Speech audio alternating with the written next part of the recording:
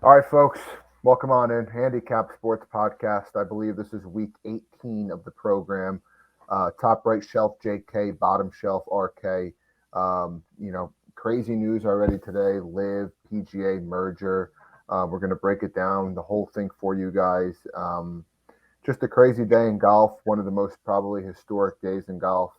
It's just crazy to see. The news dropped early this morning. What were your guys' initial thoughts? RK, I'll start with you. Yeah, I was in a meeting and I just saw online. I really couldn't believe it because it was just a complete 180 by the commissioner. But and it's crazy how none of the players were involved at all. Although there was a pretty supportive quote. I'm not sure if you saw it by Jack Nicklaus, saying that he thinks it's probably best for the game of golf. Mm-hmm. Everyone's playing together. You bringing the best players together. Yeah. The real big issue is all the guys that made the money. What's going to happen? What's the result for them? And then all the guys that didn't take the money. Mm-hmm. What's that result? Yeah. And one crazy thing about this is, not to talk about politics, and I'm not going to on this show, but it is kind of insane that about a year ago, Trump called this exactly the way it played out. Very interesting. I'll read it. I'll read it for you right now. Here, I'll read the exact quote. I did see that. So he said last year. This is Trump, right? This is Trump. This is Donald Trump on July 18th, 2022. All those golfers that remain loyal to the very disloyal PGA in all of its different forms will pay a big price when the inevitable merger with Live comes, and you get nothing but a big thank you from PGA officials who are making millions of dollars a year. If you don't take the money now, you will get nothing after the merger takes place. And only say how smart the original signees were. Good luck to all, and congratulations to really talented Cam Smith on his incredible win. So he said that. So he said that right after the Open, Correct. When the ball was starting to go down. Yeah. And there's a lot of there. I mean, there's so many people out there who are going to text you today and be like, "I called it. I called it." Like a lot of people. It's ridiculous. Love saying that. The one thing going off of what Dad was saying in regards to the players, and that was one of the first things that I thought about. Once this happens, your initial thoughts go, okay, the Live guys seem like they're having the last laugh, because from just a simple point of view, you think the tours are back together, the Live guys got their money, and now they're going to be able to compete with the PGA players on tour. Yeah. Although there's a lot of other underlying things here. I've read that Live guys are going to get fines before they actually play on the tour. Mm-hmm. I don't know how severe those fines are, which I agree with. And on the other end, these big time, I think most of the PGA Tour players should, but the big time names, Rahm, Scheffler, JT, Spieth, Rory, I mean, they should be getting paid some kind 100%, of. Yeah, 100%. And if they're not getting paid, they're going to have a huge problem.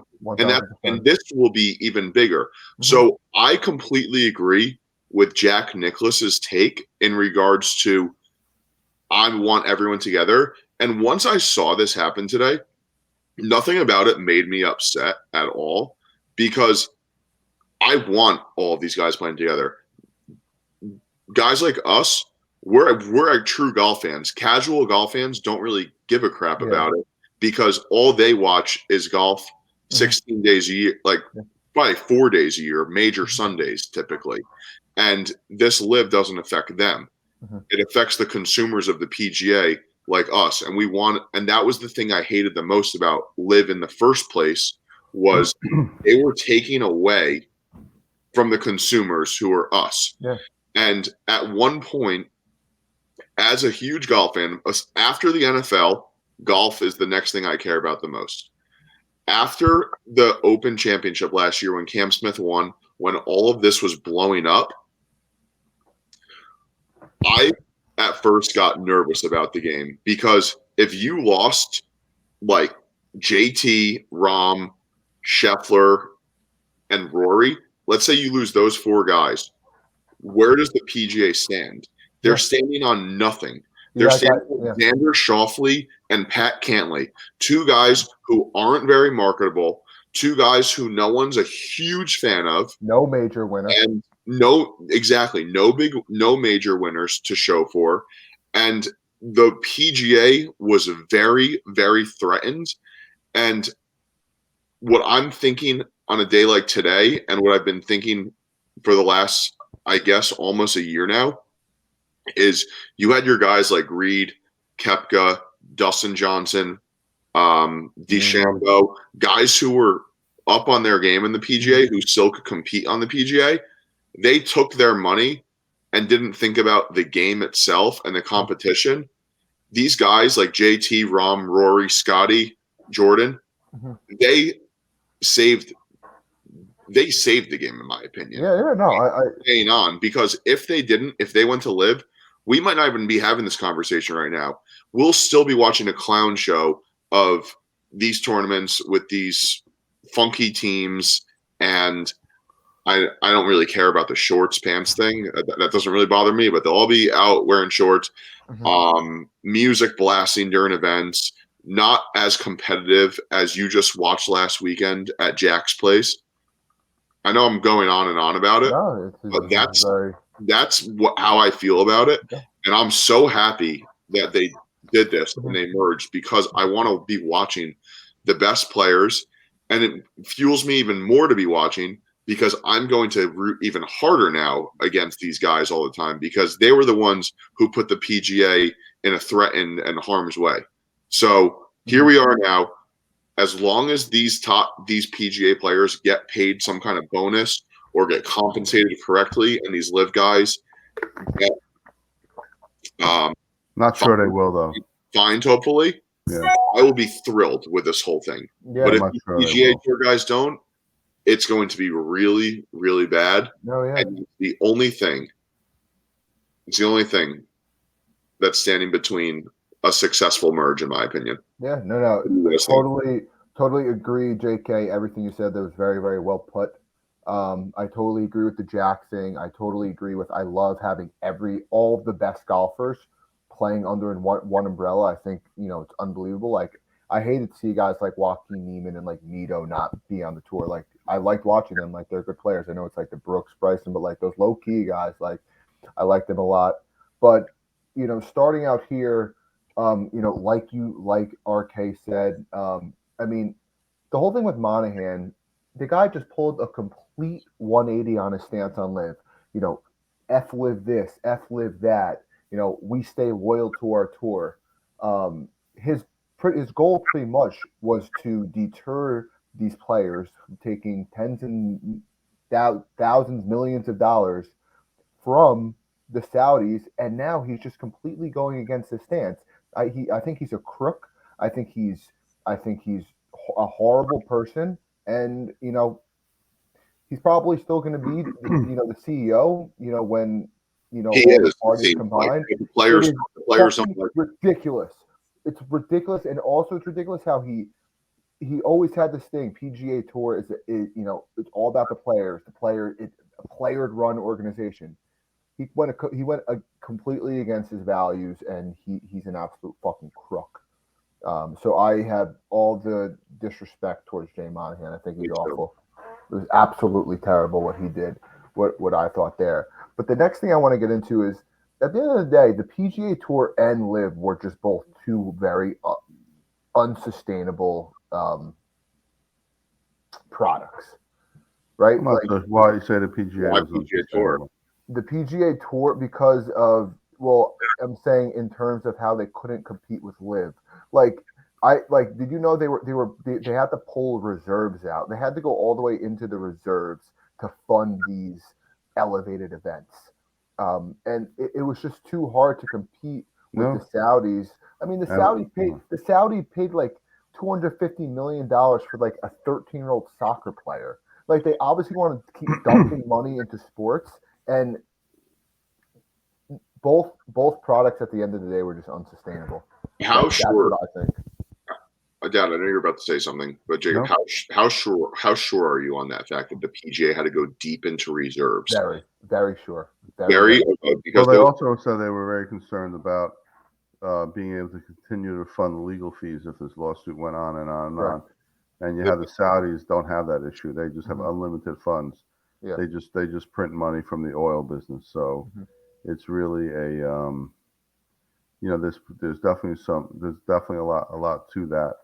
But I would, it's whatever. I mean, it doesn't really, it's kind of just like a weird situation.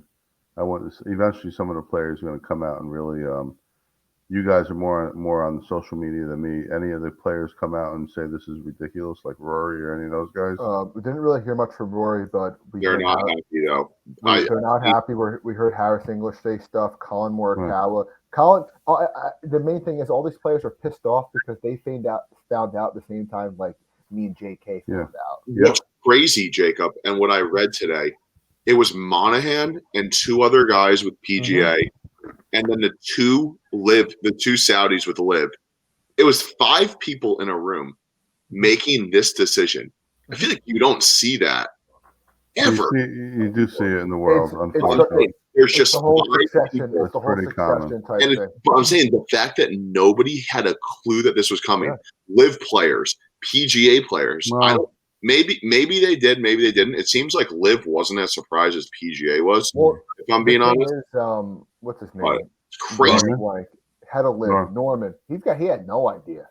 Well, he must have gotten paid a tremendous amount of hush money because he's been very quiet since it happened. He got one little statement. You're right. He probably got a huge payday to just walk away because I don't think he'll be involved in this going forward. I don't think you'll see he won't have a presence. I don't think. But nothing's really going to change until 2024. Correct. So we'll see what happens. And I can really care less about those live events. But we'll see. I don't know what's going to happen. I mean, there could be some pushback from some of the PGA guys. You never know.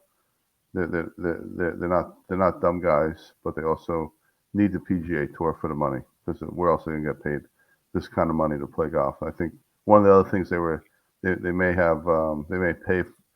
may now pay money for cuts. It may not be a $0. That's what I heard, all kinds of things, but it'll change. They'll come out with all the rules, and hopefully we'll get a good brand of golf. I'd be also curious. I have no idea. I didn't hear anyone talk about this, but I'm wondering if any sponsors will have to back off because they feel like now they're in bed with the Saudis. That could happen. True. That's very true. Some of the large corporations. I have not read about that. That's a very great point. That could happen. But I know there was a big quote by the 9/11 families. They're very disappointed. I don't know how much clout they really have. But, I mean, even Monahan admitted he was a hypocrite at least. Yeah. But, we'll see. Still a crook. Jacob. What's up? No, I was going to say, going back to your point, I think maybe I forgot to say this. When you were saying about the PGA was going into reserves for money, the reason why I questioned it is the PGA Tour is a business, just like any other sport. Like they operate as a business. They try to stay profitable. Yeah. The Live Tour is not a business. It doesn't matter. They print money, John. I don't think I know that, but okay. I was just going kind of based on his point in regards to the problem is, John, the PGA Tour just simply did not have as much money as the Saudis did. Yeah. And at the end of the day, that's what was hurting them. I mean, obviously, everyone knows that, though. Yeah, but I mean, that's why I'm saying both models were very unsustainable. Yeah. And that's why it pretty much clashed like this. But I'm not trying to get political here, but a reason that this could have been was looking into the PGA Tour with the Department of Justice for their antitrust violations, I think this might have played a role in the tour's posture here. The DOJ, I don't know, they could have maybe said they're not going to escape this clean. The PGA Tour isn't going to escape this clean, and they just, let's merge and, everything be dropped. Yeah. And at the end of the day, lawyers got fucked because they didn't get paid out. That's another thing. They got paid out. It just didn't go as far as they were hoping it would go. Right. Yeah. But it's the PGA was concerned about losing that case, and then the Department of Justice could still come out and say that they may not approve this. They could say this is a monopoly or something. So is that Yellowstone over there? Yellowstone just walked in. Okay. We're talking about something very important. So. Okay. Yeah. So that was the DOJ piece that I wanted to bring up. Jacob, I want to bring up one more thing that I've just been thinking about, and there's no answers for it right now. At least I haven't seen any over today. We may have the answers. So I don't think we do. What do you think is going to happen with the name of the tour? Do you think it's going to be something fucking stupid? Exactly. So that's the other thing. There's no way they're just going to keep it called the PGA Tour, because if it's called the PGA Tour and they're still doing just events, you probably won't have any live events after 2024. I was going to say there. So yeah, I mean, I have no clue, and that's the other thing I was going to bring up is what's the schedule going to look like now? Okay, I got it. I know. So nothing's going to happen until 2024, right? Yeah, I'm saying in 2024. 2023 is as is. Right. So the thing is, like, will there be team competition? So will players get equity in the teams? Will there be live events at all? Will be similar to sometimes on the LPGA Tour where there's group events. Like, there's no real answer as to what is going to happen in 2024. The only thing we know right now is that the season will continue. 2023 will finish. The PGA Tour will go on, elevated events. They're going to have the U.S. Open. They're going to have the Open Championship. The Live will finish their season. What I'm very curious to see is how the fall swing plays out, because usually the fall swing is not, no one really, jumps into the fall swing. It's not that popular. So I'm trying to see maybe, is the Live going to try to tweak the fall swing? At one point early on, there were a lot of different proposals. They said instead of Live coming in and try and be competitive and try to upset the entire tour, they said, why don't they just own the fall season? Yeah, take football. I don't mind that. If Liv wants to take football season, be my guest. No, I wouldn't want that, because we're missing out on events like the Sanderson Farms. We're missing out on events like the Shrine. These are big time events. The Fortnite. So yeah, I mean those are all questions that need to be answered, and I'm excited to see what happens. I certainly do hope that it stays more on PGA standards and it doesn't go to blasting music and stuff like that. And the other thing that I was thinking about was these Live guys, now they're all happy, like they're back on the PGA. So are now they going to have to be playing all the time and playing 72 holes and qualifying for events just like they had to back when they were on the PGA? Because they seemed like they're still going to have to get points. They're still going to have to earn their cards. But and you know what? I'm fucking. I really don't care personally. I do like some of the Live players, but I can't stand the guys coming out like making it like a big scene, like haha, oh I told you so. Like what Phil's doing, I think is ridiculous. Brooks is kind of keeping his mouth shut, which is fine. Brooks made one funny tweet actually. Yeah, I mean what Phil Gooch too. Gooch is a fucking hack. And Gooch was sending a picture on a fucking beach saying, "What happened today?" Gooch, you fucking suck. You're an absolute hack. You cannot. You're in no stance to be saying any of this. But JK, whatever you were saying, Brooks said something about the guy on Golf Channel. Brooks tweeted, "Welfare checks on Chambly." Chambly's holding strong on his opinion. Well, we need Chambly and Mickelson to get in together. Yeah, but I will say also, I was thinking about this. The DP World Tour it might have been the winners out of everyone. Well, they were ready to fold. They were in deep trouble. Lopsided type of tour. No one really watched, they were in deep trouble. Now they're in the hands of billions and trillions of dollars, which is nice. And they end their tour. Their year-end tournaments are all in the Mideast, so they're comfortable with that. Yeah. So we'll see. The only downfall is that, like, with this kind of stuff, it's going to be actually like a world tour. Like, I might like. There's going to be some tournaments where we're just not going to be able to watch because it's going to be like at 3 a.m. in like the Middle East somewhere. It's going to suck. I'll make room in my schedule once a year for the Open Championship. Yeah, me too. But I mean, the news, it was crazy today. I was in complete shock. I think it's going to be good for the game of golf, but there's just a couple aspects of it that had me very upset. The Monahan aspect and just a lot of the unknown. There's a lot of unknown with this, so we'll see how it shakes out. Yeah, no, I feel like I feel like that was a nice covered that pretty well. Yeah, that was a nice 20 minutes of the Live Tour merger. There's going to be more news coming out about it. We'll be tracking it. There's going to be so much more. There's going to be more about the tournaments. We'll give our takes on that. You know what I will say though? As much as we hate Live, this probably wasn't the worst thing for golf. Like golf's popularity in the world. You know, most people say it's good for golf, but it's probably great for golf. Yeah, and the thing that I will end on is good for us. Money always wins. Money always wins, and it showed today as well. So that's Live. That's PGA merger. Not going to get too much into the RBC Canadian. I do want to get into the NBA Finals because what I predicted might be coming true. Miami in 7.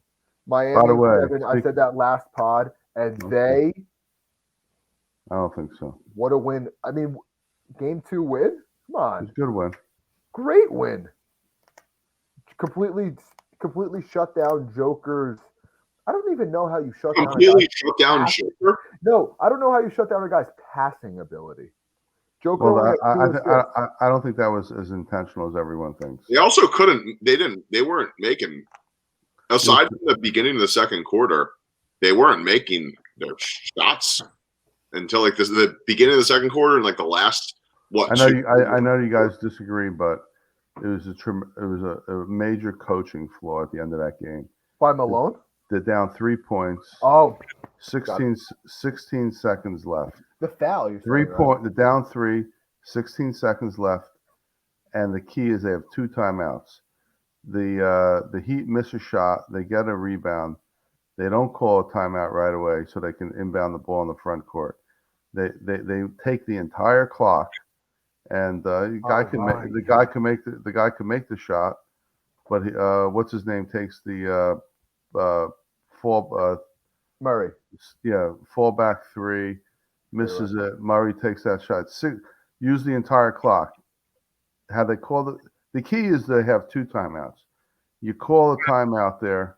You could run a play for a quick 3, or you could run a play. I would go for 2. You get a quick 2. Maybe you'll even get you might even get fouled, but they're not gonna really attack you going for a 2-pointer because they're afraid to foul you. You score 2, they inbound. Chances are Miami would probably call a timeout, and they would inbound the ball in their front court. You foul. You're probably 12 seconds left. Oh wow! I didn't realize how much time. Yeah, they either make 1 shot or they make 2 on the fouls, and then you do it all over again. Yeah, because you have 2 timeouts left. You had the chance to potentially be able to tie the game by going for a 2, and it's just I just think it was.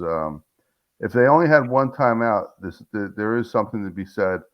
Push, and try to score without calling a timeout. But to walk out of that game down the entire last 2 minutes big and have 2 timeouts left. Yeah, it's ridiculous. That's like high school coaching almost. Yeah, that's like my high school. That was very, very bad. I mean, your high school coach has about 300 timeouts he's sitting on the beach with. But hope you're watching. I hope he's watching it. Fucking what was I going to say?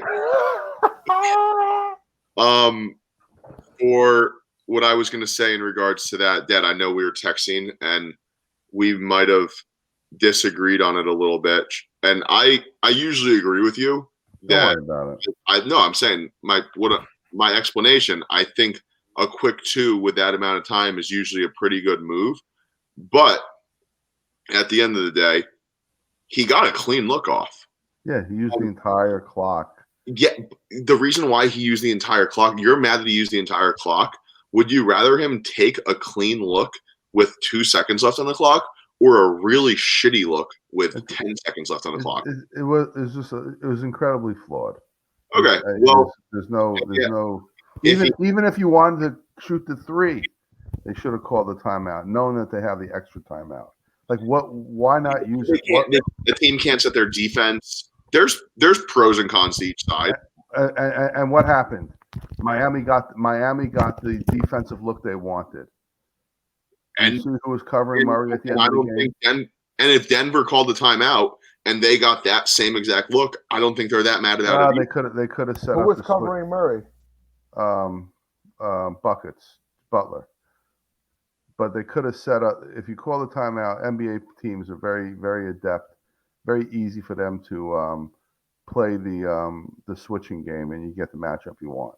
They should have just went. They could have just thrown the ball. It's very easy to get the matchup. Get Murray on someone like very, very easy. You just set like the that. screen and they switch. Because at that point in time, they're switching on everything. I agree. All right, with that. what's going to happen tomorrow night? Well, one other thing. Miami. Two hoops things. One, you probably didn't watch it because you guys, unlike me, you guys were probably preparing for the last hour for this podcast.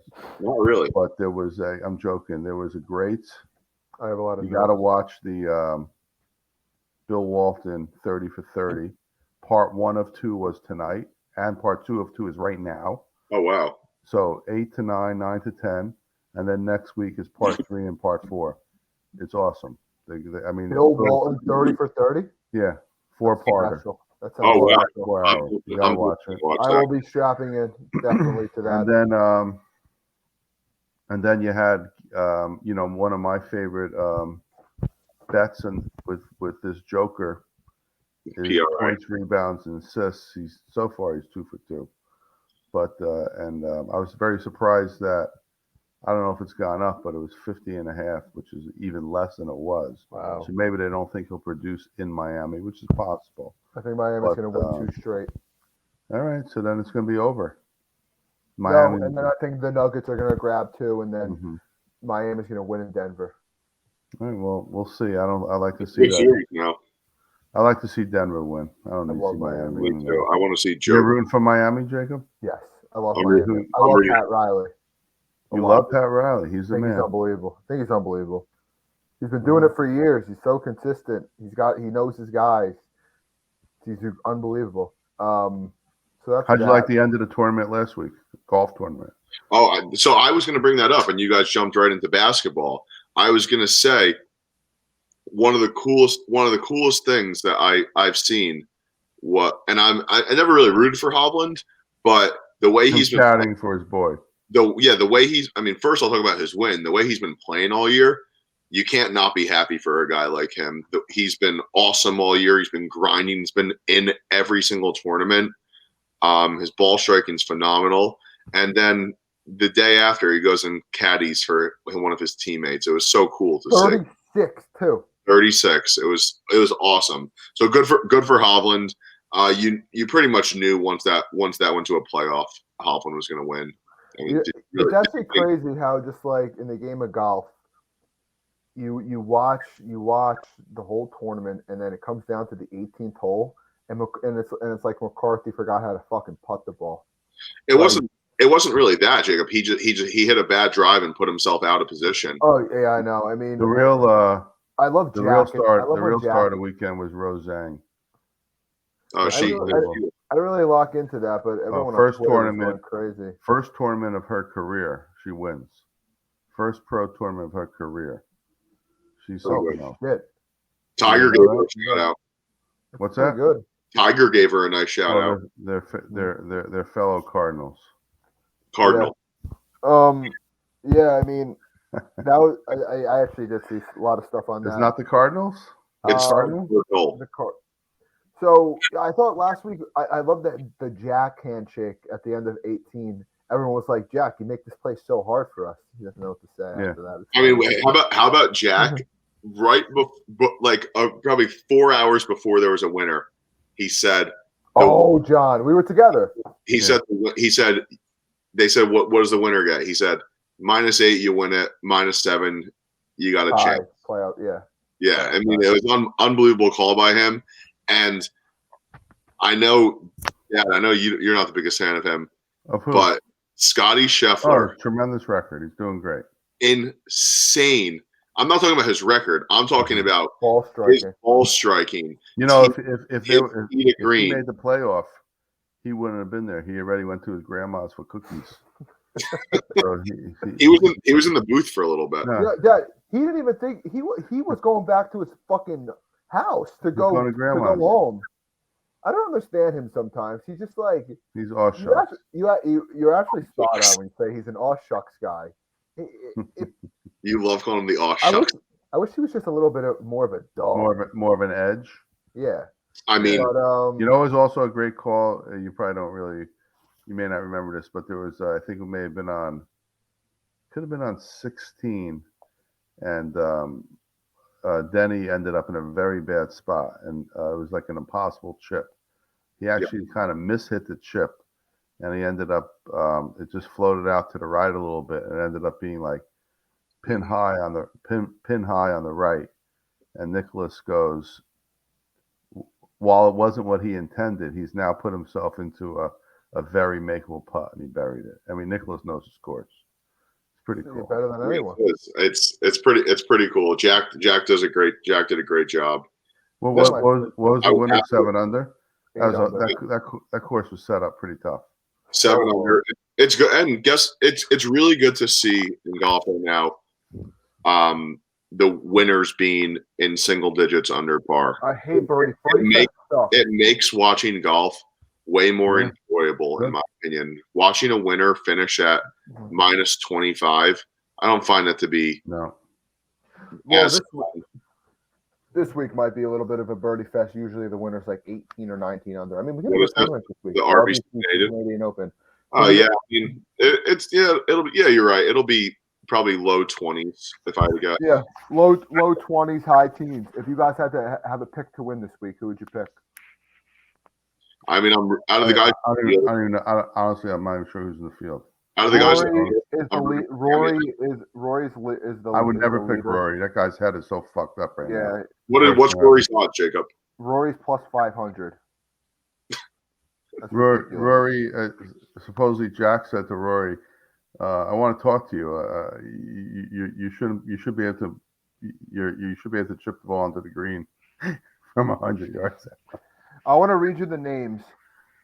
Everyone's short of 20-1. Corey Connors 18, Justin Rose 18, Cam Young 14, Fitzpatrick 14, Burns 14, Hatton 11, Rory 5. Out of those cats, do you think any of those will win? RK likes Burns. Hatton. Dude, I could get behind Hatton. And then when you get into like these 45s, I don't know. I don't like really anyone in here. I think a long shot might win. Who's 100-1? Garrett Cago's not a bad play. Yeah, I wish it was a little bit stronger, but that's neither here nor there. Yeah, definitely. Definitely going to be watching though. I'm excited for next week the most. They say LACC. They could see the winner being at like potentially even over par.